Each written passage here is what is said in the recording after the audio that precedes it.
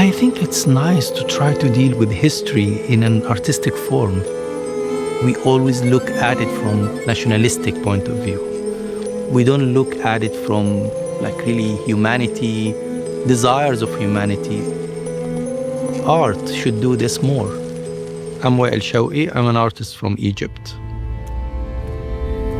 When I just walked in Pompeii, that was my first time actually, just fascinated, and I said I would love to make a film there. You see like history and time is freezing because of what we know about the volcano, and everything is preserved. But I was just saying to myself that it's really not interesting to try just to see the story of Pompeii and the volcano and that's it. It's more interesting to try to see something much, much deeper. The idea here was to create something like a stage where Pompeii itself is the scenography. The film looked more like a theater where Pompeii is becoming the scenography. These creatures are telling each other the story of the Greek mythology. To start with is darkness and silence, and then after that, of course, we go through the sky meeting the earth, and then we see Cupid, and we continue with Kronos, Uranus, and until the existence of Zeus.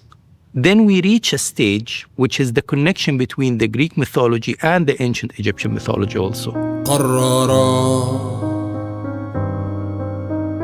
أن يدمره يفنيه. In the end, Zeus feels that there is no way to cure humanity, because even if he threatens them with earthquakes or with diseases, with everything, they're still like really full of sins, and they're still supporting dictators, and they are really not helping poor people. So the only solution for that was to erase humanity completely.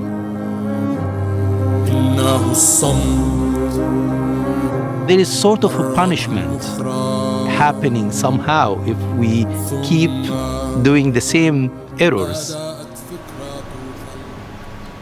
To work with many different mediums also is very important.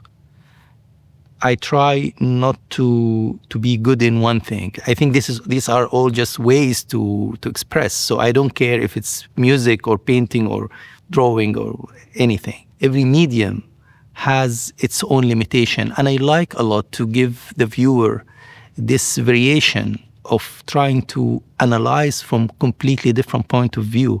That's why I use many, many different mediums. All these groups of creatures are walking inside all these alleys. You see all these weird kiosks and buildings. Each kiosk tells you sort of a story. Sometimes it reminds you of something already in the film. Sometimes it's more completely surreal.